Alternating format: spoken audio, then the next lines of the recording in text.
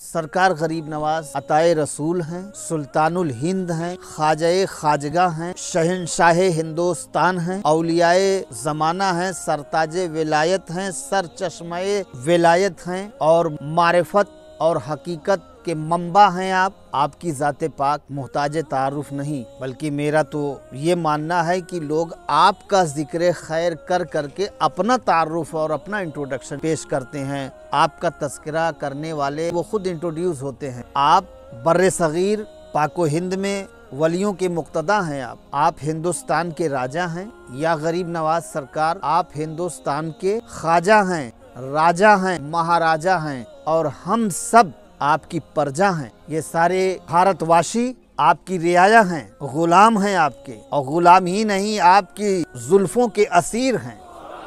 सरकार गरीब नवाज की वालदा मखदूमा का नामे नामी इसमें गिरामी हजरत सैयदा उम्मुल वरा अल मारूफ बीबी माह नूर था। तो आपकी वालिदा माजिदा हजरत सैयदा बीबी माह नूर इरशाद फरमाती हैं कि जब मेरा बेटा ख्वाजा मोइनुद्दीन सुल्बे पिदर से मेरे शिकम में मुंतकिल हुआ तो अल्लाह अज़्ज़ा व जल ने मेरे घर में खैर व बरकत का ऐसा नुज़ूल फरमाया कि दीन और दुनिया की तमाम खैरात, दीन और दुनिया की तमाम नेमतें, दीन और दुनिया की तमाम अज़मतें, बरकतें हमारे घर में हुई। ये कब की बात है? ये आपकी वालदा उस वक्त की बात कर रही जब अभी आप शिकमे मादर में, बाप की सुल्ब से शिकमे मादर में आए मुंतकिल हुए, तब की बात फरमा रही हैं आपकी वालदा कि मेरे घर में दीनो दुनिया की तमाम अज़मतें, बरकतें और हर चीज़ की फरावानी हुई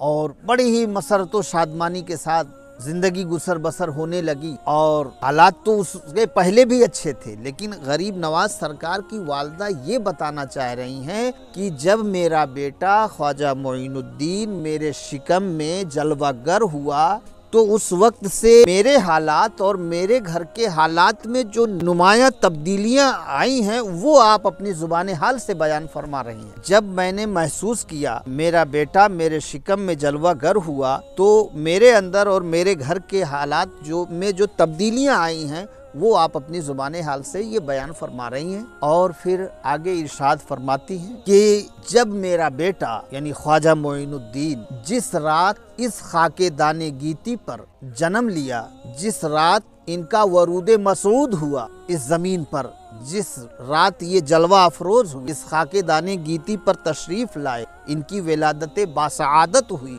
तो फरमाती हैं कि मैंने देखा, अपने इन माथे की निगाहों से देखा कि अल्लाह अज़्ज़ा व जल ने आसमान दुनिया से फरिश्तों की एक जमात मेरे घर में भेज दिया और वो सारे के सारे लोग मेरे बेटे मोइनुद्दीन के इस्तकबाल के लिए आए और एक ऐसा नूर चमका कि मुझे थोड़ी सी हैरानी हुई। आपकी वालिदा माजिदा हजरत सैयदा बीबी माह नूर फरमाती हैं कि मुझे जब कुछ हैरानी हुई तो फरमाती हैं निदाए गैबी आई कि ए बीबी घबराओ ना, परेशान न हो, गमज़दा न हो, तशवीश न हो, कुछ सोचो मत, कोई रंजो फिक्र की बात नहीं है, ये मेरा ही नूर था जो मैंने तेरे बेटे के दिल के अंदर रखा।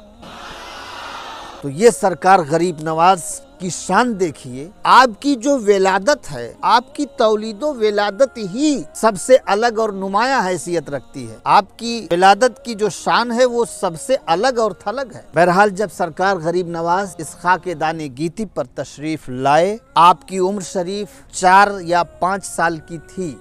आपकी बिस्मिल्लाह शरीफ से आगाज हुआ और इब्तिदाई तालीम आपने अपने घर में ही अपने वालिदैन करीमैन से हासिल किया। वो किसी और किताबों में ये तज़किरा हो या ना हो, लेकिन सियरुल अक़ताब के हवाले से ये बात मिलती है और ये बात भी सही है कि अखलाक व किरदार की जो आला और मेयारी तालीम थी या जो इब्तिदाई तालीम थी वो आपने अपने वालिदैन से ही हासिल किया। क्योंकि माशाअल्लाह सुभान अल्लाह, क्या कहना, आपके वालिदैन बड़े बेमिसाल थे।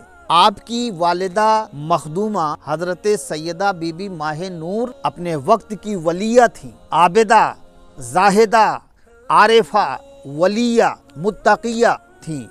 और आपके वालिद माजिद हजरत सैयदना ख्वाजा गयासुद्दीन جو آپ کے والد ماجد ہیں حضرت سیدنا خواجہ غیاث الدین حسن، بڑے متبحر عالم دین تھے اور عالم دین کے ساتھ ساتھ عارف کامل بزرگ بھی تھے۔ تو جس کا باپ اس شان کا ہو اور جس کی ماں اس شان کی ہو کہ اس وقت، اس زمانے میں، اس دور حاضر میں آپ کے ماں جیسی اور کسی خاندان قبیلے میں یا اس زمانے میں کوئی خاتون نہیں تھی، اور آپ کے والد ماجد جیسے اس دور میں کوئی عالم نظر نہیں آ رہا تھا، ایسے زبردست عالم دین اور ایسے مکمل اور اکمل عارف کامل تھے آپ کے والد حضرت سیدنا خواجہ غیاث الدین حسن رضی اللہ تعالیٰ عنہ۔ تو آپ نے ابتدائی تعلیم اپنے والدین سے حاصل کی، اور اس کے بعد ابھی یہ دور ابتدائی چل ہی رہا تھا کہ آپ کے والد ماجد حضرت سیدنا خواجہ غیاث الدین حسن رضی اللہ تعالیٰ عنہ کا وصال باکمال ہو گیا۔ آپ اپنے مالک حقیقی سے جا ملے۔ ابھی والد گرامی کا پردہ ہوا ہی تھا کہ بہت عرصہ نہیں ہوا، کچھ ہی عرصے میں آپ کی